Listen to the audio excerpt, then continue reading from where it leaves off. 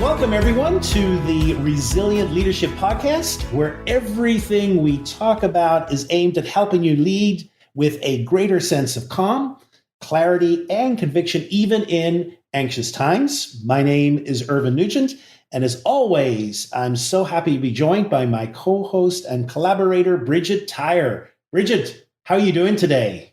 Well, Irvine, I'm doing great. Thank you for asking. It's so nice to be here with you. I've been really looking forward to our conversation. And we've got an interesting and highly relevant topic on tap. And so tell our listeners what it is. Yeah, well, Bridget, I don't know about you, but this is something that I am hearing more and more and more about in the coaching sessions that I have with my clients.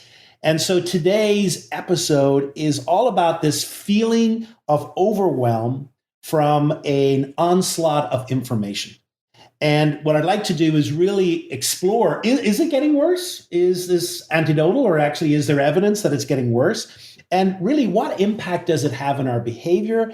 And really, what can we do about it? Mm-hmm.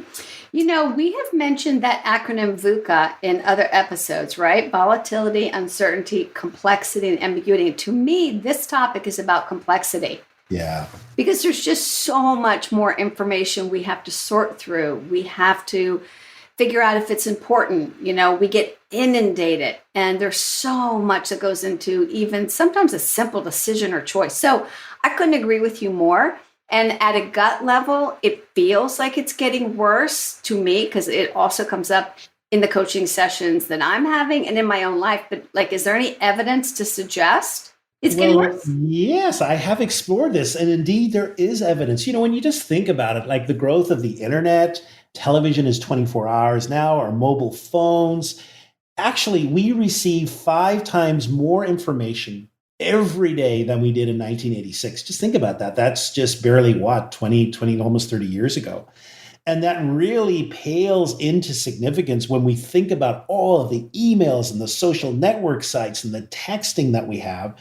And so, you know, every day the average person produces 6 newspapers worth of information compared with just 24 years ago. That's like a 200-fold increase. And, you know, when you think about kind of modern life, I love this one. You know, a single edition, a Sunday edition of the New York Times contains more information than a typical person in the 19th century faced in their entire lifetime. You know, when you think about that, it just really puts it into context. And I just also found a couple of surveys as well which highlighted this, that 36% of managers report that poor health is due to excessive information that they're required to process in the workplace. That's over a third. And then 68% of those managers felt that information overload had a negative impact on their personal and professional relationships. So it's not just a gut feeling. There's hard evidence that we are actually processing more information. We are feeling overloaded with that information, and it's impacting our behaviors and it's impacting our lives.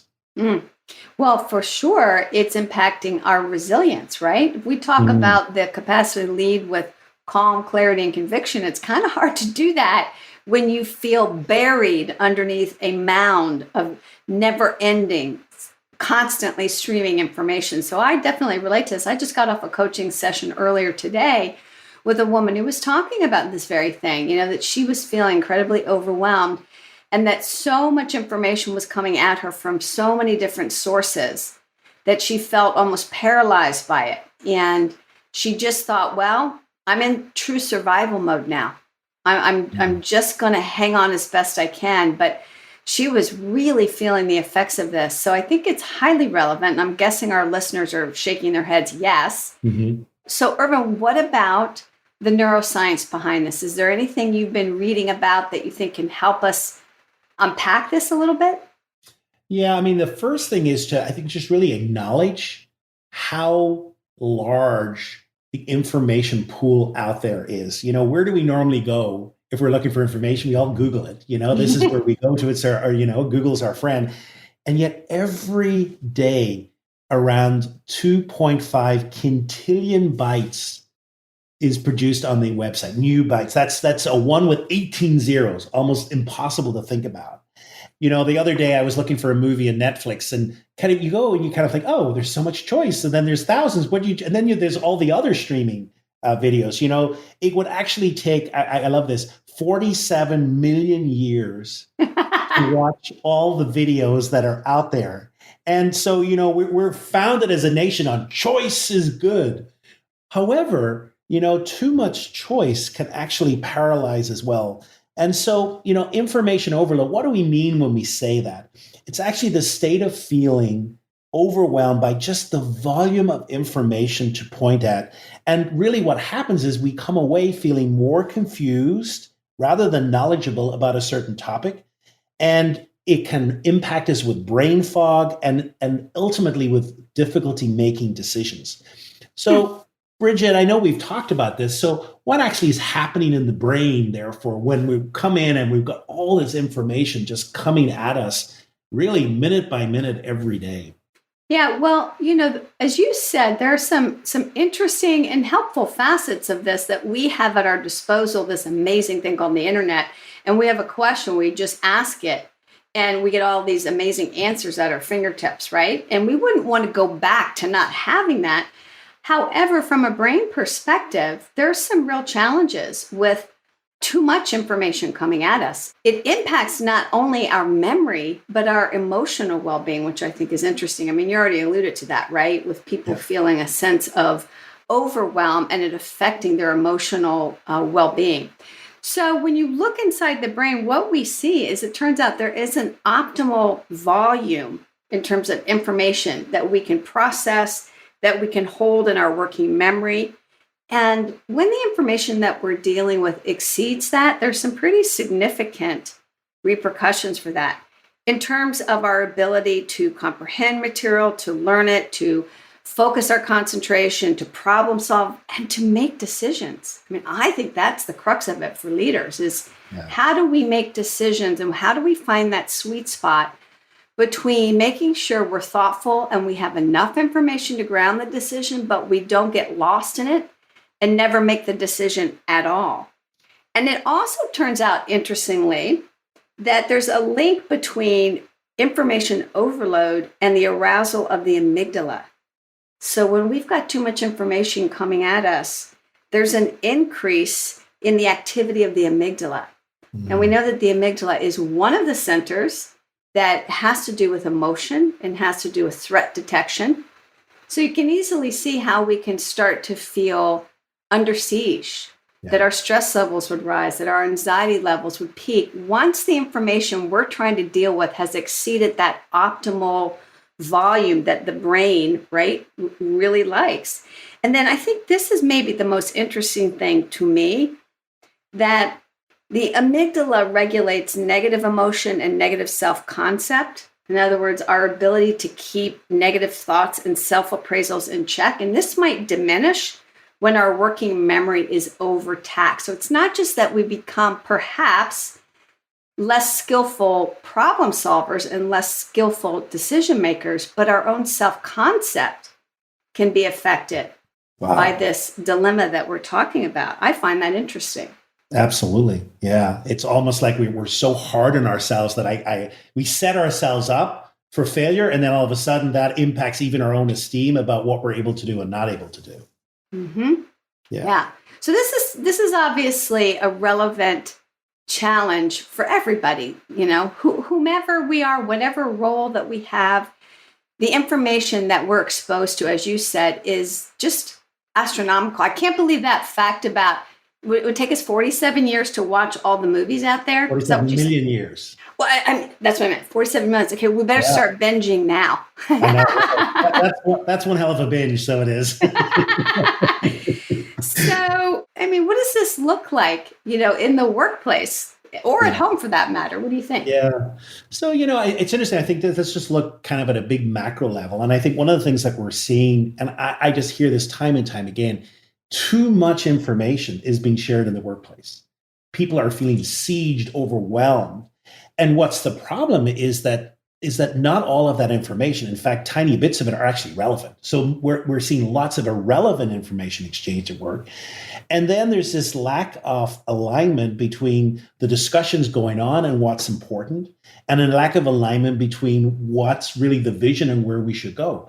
So people are really dealing with this. And I think behaviors that we see, I think the first one is multitasking. That people actually feel I need to multitask. If I can't multitask, I cannot be successful, because, and it's almost worn with a kind of a badge of pride, of honor. I've got 5 things and I'm managing them, and people are wonderful. And it's just really the science is saying, no, you're not. You're not going to do this. I'm so sorry. You may think that you are a brilliant multitasker. You may think that you're able to balance things so wonderfully, but really what's happening, of course, is that the brain loves to focus on individual and single tasks.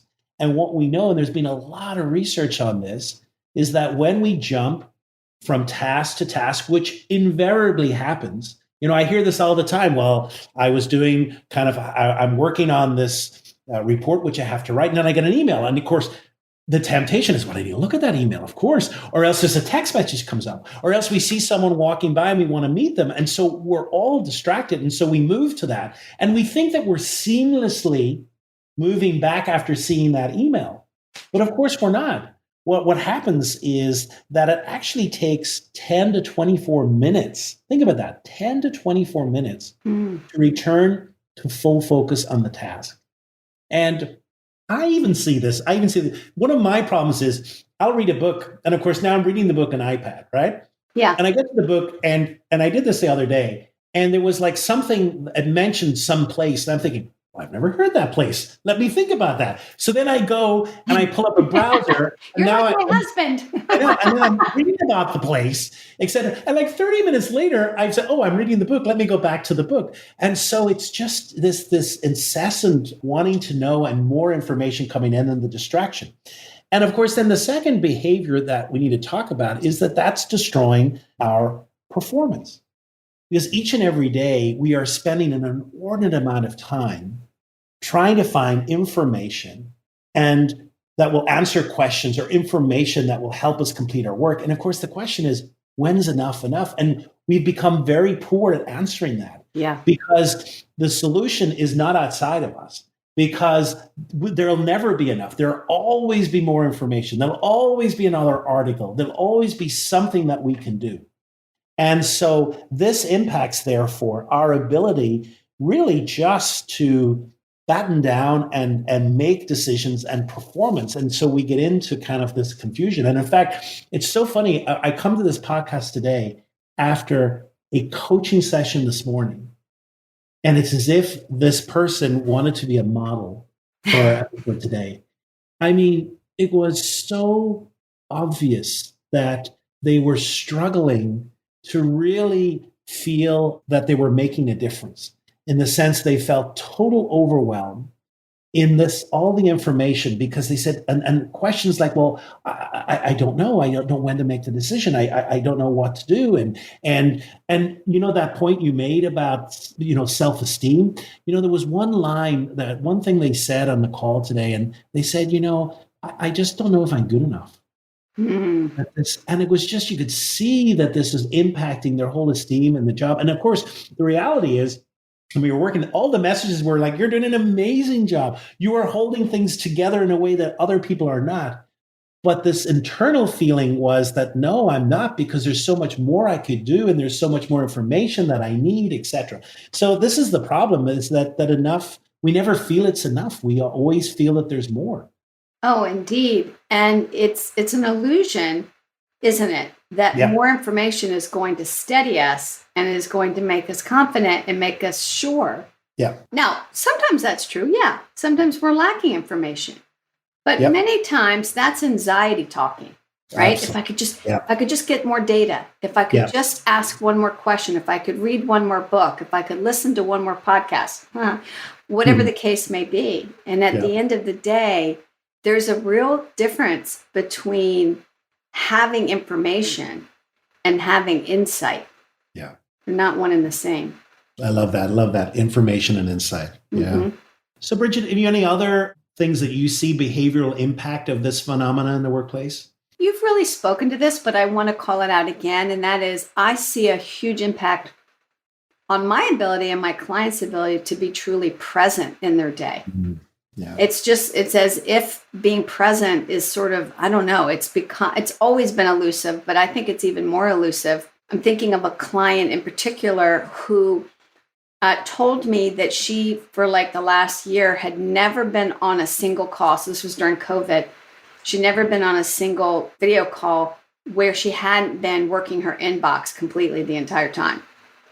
Because, and I said, so why are you doing that? And she said, if I don't, there is no way I'll keep up. And I have to be responsive. There's just no way.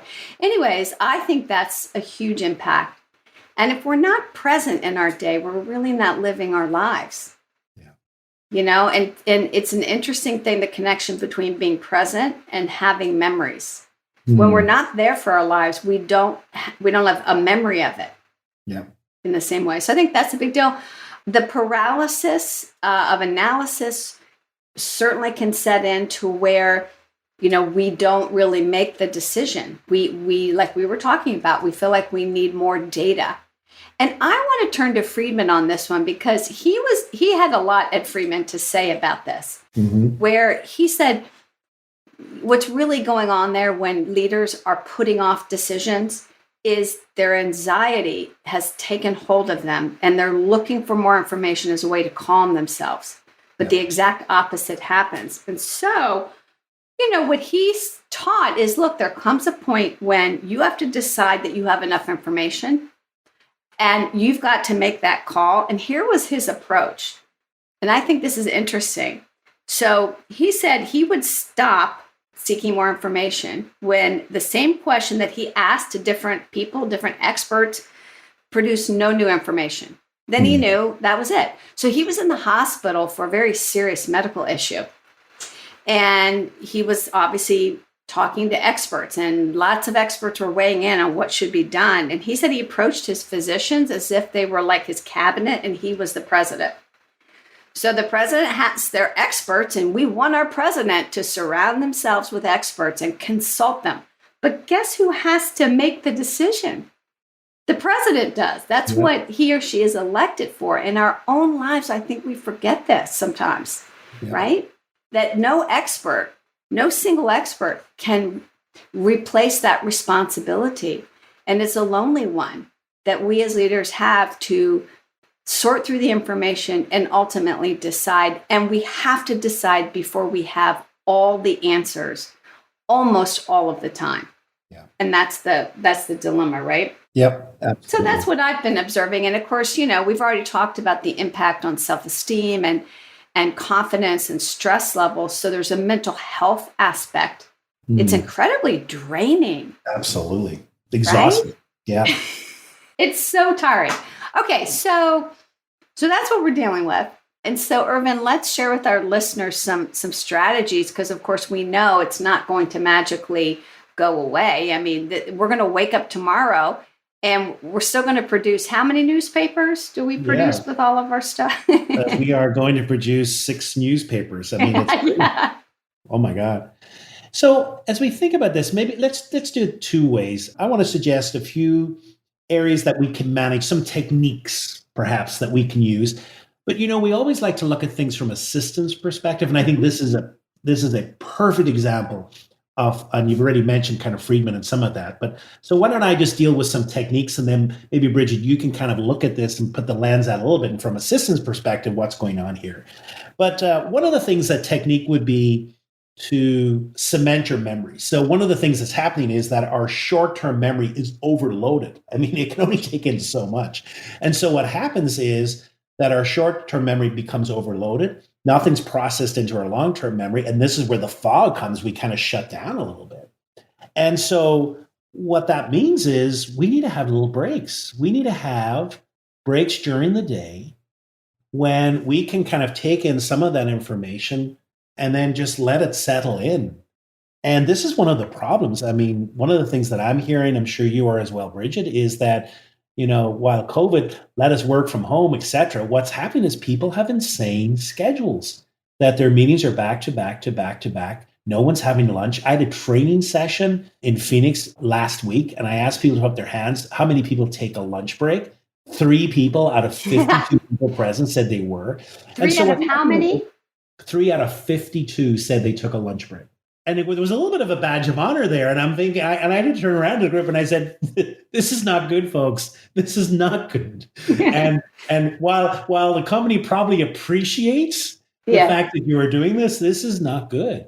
And so can we begin to build some breaks during the day where we're giving our minds some rest? It's like, the old proverbial thing, you're thinking through a problem and your insight comes because you walk in the park or you take a shower. And of course, what's happening there is you're giving a break and dopamine is allowed to be released. You're like, insight.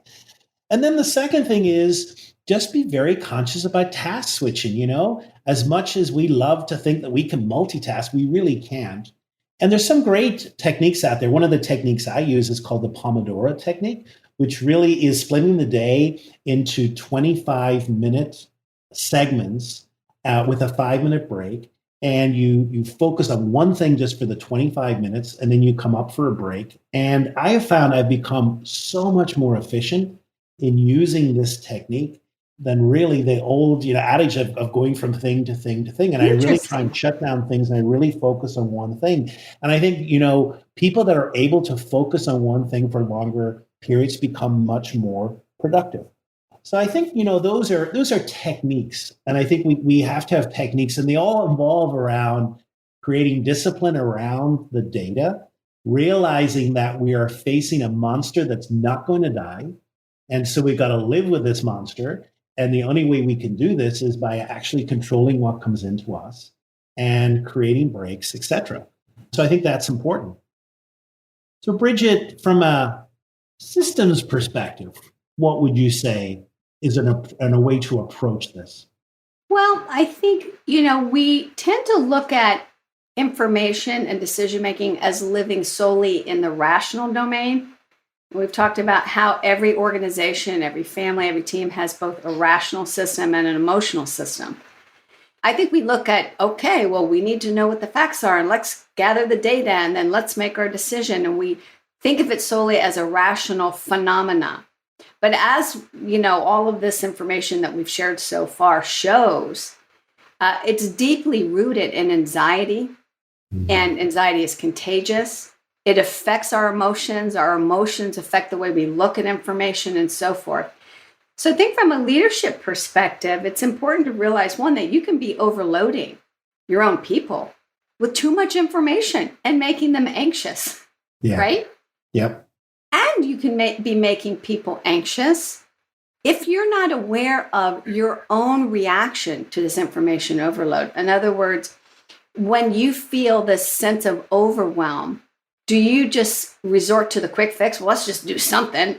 Or do you tend to be that person, as we kind of suggested, that says, let me have one more conversation. Let me ask one more question. Let me consult one more expert. Because each of us has a default tendency under pressure and stress. So know which one yours is.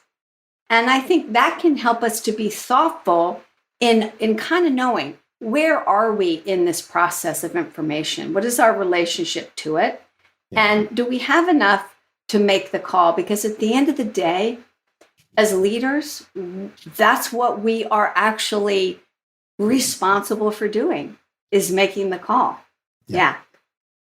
And I don't think we recognize that doing that is heavily influenced by the amount of anxiety that is circulating within us and around us. So that's what came to mind. I love that. Yeah. Just really focus on how we're functioning through it all. And I think at times we forget about how emotional this whole thing is and in dealing with that. And to be curious about why. Why do we need more information? What's driving that? And at times we don't. At times it's logical to think, well, more information, I can make a better decision. But is that really what's driving it? And at times it's really, that's not what's driving it.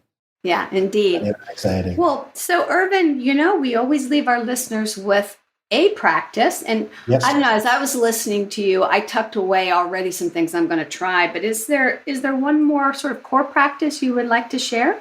Well, this is a practice we actually talked about, I think, really in episode number 1. And I think I think I want to adapt it a little bit for today because I think it's a beautiful practice for this. And it's called getting on the balcony. And what we mean by getting on the balcony is taking time just to step back and to observe yourself and the system around you with a lot of curiosity in order to be able to have more thoughtful action. And maybe some questions to think about that. So when you feel yourself overwhelmed and you're scratching your head, where do I go from here? Ask questions like, what's really going on here? What really is the core of my need for more information? And what am I anxious about? So what am I anxious about if I don't have this information? Is it that I might make a mistake? Is it that it'll show me in a bad light? What's driving that anxiety and that need for information? And then how am I reacting to the pressures and stressors that I feel? And is my anxiety, my reactivity, helping or hindering the situation? And then how can I remain calm in this system and pave way for clear thinking of everyone around me? And then a final question is, do I need to take a courageous stand? Because sometimes making a decision takes courage, and especially when you could say, oh, there's so much more information I can take in, to actually say, enough. We need to move to a decision and is this the time for me to take a courageous stand and make the decision? I love that. And that's such a great way to aim that practice of getting on the balcony, because we won't be able to really see where we are in this process of dealing with information until we step back and up. Yeah. So that's great. I love that, Irvine. So, wow, what a great conversation. This resuscitating ourselves from information overload it's interesting, because I guess I didn't really realize until you shared with me some of these statistics just what a difference has occurred over the last couple of decades. Yeah. And how toxic this can be. We talk about toxic workplaces. I don't think people typically associate information overload with it, but it is. Yeah. It has such a profound impact, right? Absolutely. Yeah. It's so benign. It's just information, but the impact is huge. Yeah. Oh, it is. It's huge. And we can do something about it. So that's the good news. And to our listeners, we hope you have found a nugget or two in this that you can use to do something about this.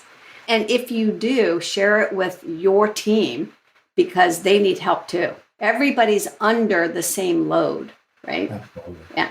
So Irvine, what's on tap for next time? Well, it's interesting. We are actually going to look at uncertainty, and from a different lens. We're going to look at the upside of uncertainty, and we will discuss that in our next episode. Looking forward to that. That should be a very good one, because who isn't dealing with uncertainty right now in some form or fashion, right? Absolutely, yes. All right. Well, thank you so much, Irvine. It's been great as always. Likewise, Bridget. Thank you so much to everyone for listening in, and hopefully you found this episode of value. As always, if you would like to share it with someone, I'm sure you're people in your circle who are saying, I just can't cope with it. I'm bogged down in information. Said, we have a podcast episode that might be really helpful. Please feel free to share it. All right. Take care, folks. Bye now.